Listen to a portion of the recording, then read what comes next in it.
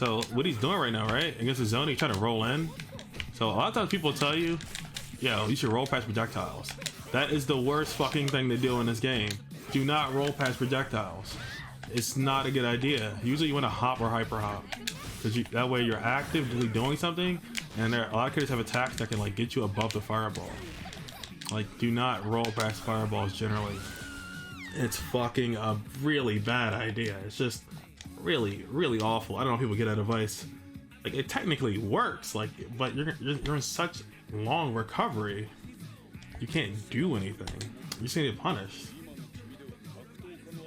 I'm like, who are the people giving out this advice telling people to roll past fireballs? Like, very like specific situations, like guard cancel roll, sure. Or if you have like a clean read and that particular fireball has a lot of recovery, yeah. That's why I think like most people don't play this character, but it's super unpopular. And it reminds me of Rome. Rome himself, KF streamer, he's doing a lot of commentary now, definitely complains about Heidern constantly. I think in 14, whenever we would play online, not that we played all the time, right? But whenever we did play online, he would have to deal with my Heidern, and he just hates it. He's like the worst good character. And like, he's still like really strong, what I mean by that. He's still like really good, pretty versatile. He's a solid character. He has a very strong playstyle. And I think Heidern's playstyle, especially the way I play with like a lot of defensive fireballs and space control, works really, really well at deterring a lot of the jumps and hops and pressure that people usually apply in this game. So for me, it's really solid. For Heidern, it's really solid. And people aren't always used to it. They're used to like the offensive cycles and not really the defensive cycles. I feel like, especially King of Fighters, you say this for any fighting game, but people do not understand the matchups very well. So that's why people jump on me a lot when you really like shouldn't actually just jumping. It's kind of like jumping on Guile. Like, in Street Fighter, people know not to do that. It's like a dumb thing to do, right? But in KOF, especially with Heidern, the people don't like understand that concept as well. Like when people say fundamentals, they usually don't explain whatever the fuck that means, right? But it's usually just a lot of little concepts, like not just anti-airing, but understanding that, hey, it might be a good idea to hold up right here. Like I just held up right there because I know they're not coming down with an attack. They want to try to throw me. So just having a mindset to just hold up in that scenario will just be so expansive long term, because it makes you really good at creative problem solving, which is ideal if you want to beat people at a competitive level. The funny thing is, like, once you do get better at fighting game, your autopilot can actually be godlike, like in reality. But at the end of the day, you're fighting another person, and you have to be able to beat, you know, that other person. So it can be really difficult to be, you know, in a mindset to always be ready to adapt and fluctuate.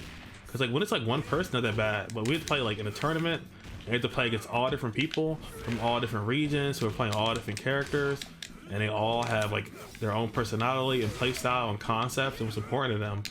Trying to beat people in that scenario, just beat people in general, isn't very hard, but beating people consistently is incredibly difficult at a high level. So that's when all that stuff becomes important. Like, it's not really important unless your plan is, you know, play at the highest level or try to play at the highest level and try to win tournaments consistently.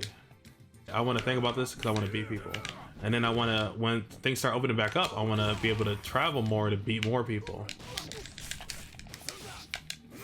Because really, all this shit I'm talking about, all the shit I'm thinking about, how many times am I really going to use it? Like, I'm probably going to use it against this one player, one time, at one tournament, you know? But that one time is the one time it matters. And that's when you got to get it right.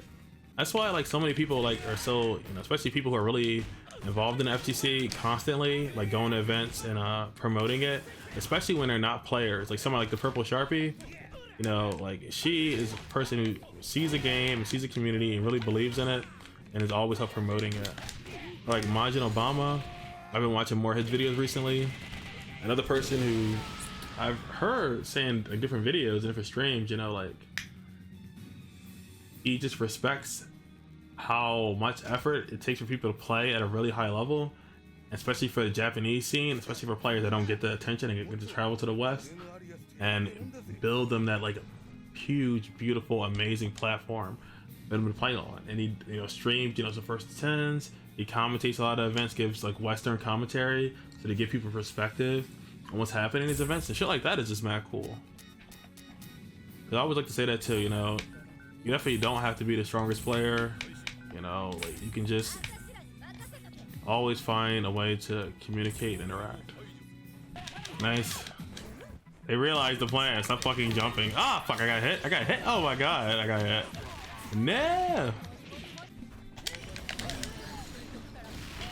Okay, yeah, he's dead. I'm pretty sure he's dead. Fairly confident. But yeah, I'm trying to do something cool, but probably should just not do that right now. Because I entered my local scene in 2011.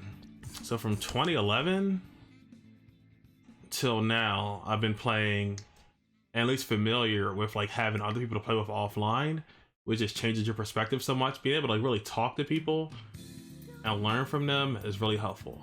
Most of the times, that's not gonna happen. You're just gonna be playing people online. Yeah, he just rides a horse, right? How do you beat somebody that's riding a horse? Vanessa buttons, they're kind of sleep. They're kind of whack.